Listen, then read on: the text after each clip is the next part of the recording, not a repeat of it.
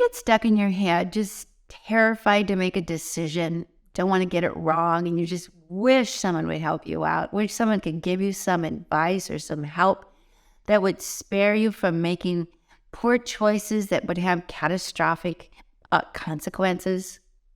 Well, that's pretty much how a lot of my clients feel when I talk to them and coach them intuitively over the weeks and years that I have.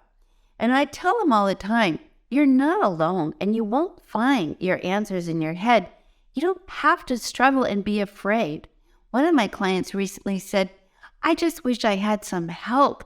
This is too hard to decide everything on my own and get it right every time. Well, do you know what? You do have help. You have a divine support system made of an infinite number of angels and 33 rotating guides that are available to you at all times, ready, willing, and available to help you if you ask. Now, of course, the first thing you have to do to connect with your angels and guides is to become obviously aware of them and be receptive to that there is this very divine, loving universe trying to help you. It is not hostile out there. And just behind the physical realms is so many layers and light beings and loving forces that just want to make your life a little easier and a little more fun. So the first tip is to be open and receptive to that idea. My favorite quote is from Einstein, who said, you can live life two ways, as if nothing's a miracle. Stuck in your ego and your head, feeling very isolated and life is scary and threatening. Or everything's a miracle, where you are divinely connected in your heart, that you realize and accept and feel the love of the universe, and you are available to all that love coming your way, making your life extraordinary. That seems so simple, you don't believe it, but it is the big deal choice you have to make. Free will determines whether your guides and angels can get through or not. It's like they're all sitting around in heaven saying, did anyone call you? And then another one saying, well, I got a couple rings, but it just hang-ups, but nobody actually asked for help. So this is a new mindset, just ask for help. And secondly, be receptive to the fact that you will get it. Have you ever asked a friend for counsel, or called your mom, or called someone, or even went to a therapist that asked for help, but in fact you did all the talking and didn't hear one word they had to say? You weren't receptive to any help. You were just completely obsessed with your own problem and its hopelessness. So when you work with angels and guides, you have to consider, I am asking for some very empowering, potent, divine help who is going to direct my attention or move me in the direction of something I don't know and I'm not aware of, but will reassure me, assist me, and help me. So I'm going to have open heart and open mind. I'm going to be available. This is important because the biggest reason why most people miss their angels and guides is that they are so defended because their egos are so frightened, and we're so scared when we're in that mindset that we don't feel the support, and we don't see and witness all the ways in which your angels and guides are trying to get your attention. So you have to open your heart. You have to be available. Now, this is a word that I choose instead of the word vulnerable, because that just, to a lot of people, sounds like you're being invited to set yourself up for an attack. Available, open heart, open mind, receptive to that the universe will help me if I ask. My angels and guides are here. Now, here's the third tip. Start acknowledging all the ways in which you have been surprisingly helped in the past. That's right. Start reflecting on all the ways when you just thought life was hopeless and awful and helpless, and there's nothing to look forward to, and you were just as bleak and feeling as sorry and sad and scared as possible. Something somehow helped you. And these angels and guides are very practical. They will help you with life important questions like what's my purpose and how do I love and forgive and move on. But they'll also help you find your car keys and where can I find the perfect shoes for the wedding I'm going to this weekend, or where can I get a good haircut in a new town. I mean, your guides and angels have one purpose, and that is to help you have a wonderful life.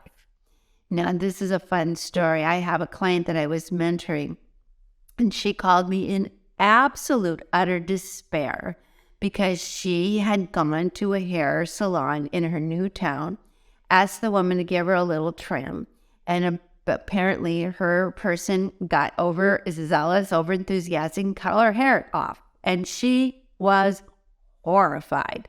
She sobbed and said, I just feel so bald and not like myself, but mostly I'm mad at myself because I allowed that to happen and I'm just inconsolable.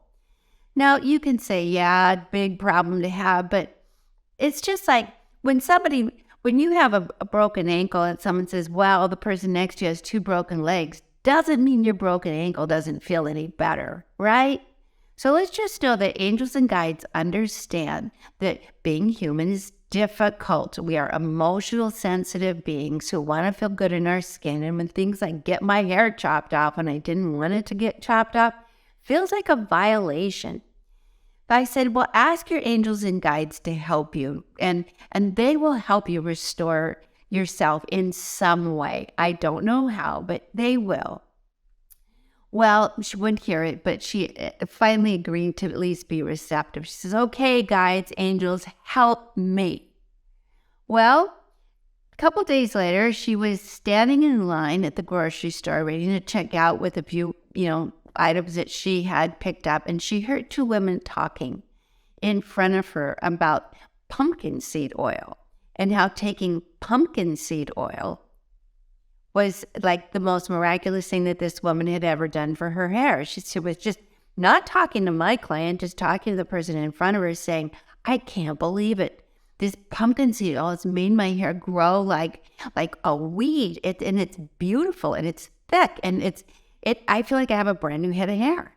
Well, she started the pumpkin seed oil, and sure enough, it had the same effect on her. And what she thought would take a year to recover actually just took a few months. She had a beautiful head of hair, but who was talking to me, and why did I get in that line, and how did I actually overhear that conversation of all things at that moment when I'm in crisis? And I said, well, that's how guides work. They will move you into place to be helped in an unexpected way. Another client of mine was struggling to buy a house for a number of reasons. It was a big purchase. And she had been moved to this new city from a job relocation. She didn't really know the neighborhoods that well. She wanted to get a good price. The interest rates are at all-time high, and even though she knew the company would help her, she was just really scared to make the wrong decision and be stuck. So she was looking at this house and that, and the realtor invited her to come and see this beautiful house in a neighborhood that she felt she was certainly priced out of. But the realtor insisted. She says, well, look, just have a look. It might feel like it's out of your range, but let's check it out. Well, when she heard the listing price, she was resistant, but she went anyway because her realtor was very, very persistent. So when she's looking around the house, she's just checking it out, and she opened a closet door. And there on the floor of the closet was a dime. Well, her father, who had passed 3 years ago and who had always given her dimes, was the man who always gave her advice.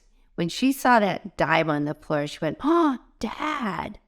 And that to her was a sign that this house was for her. So she just said out loud to her dad in the closet, it's so expensive. And it just had this whoosh of really offering a low price. Just offer a low price. Don't think about it. And she said, when I picked up that dime and I got that feeling, I knew I was going to own this house. So she gave the offer to the realtor that day, extremely low price, almost insultingly low. But unbeknownst to her, the people that were selling that house were also relocated and needed to sell that house quickly and accepted.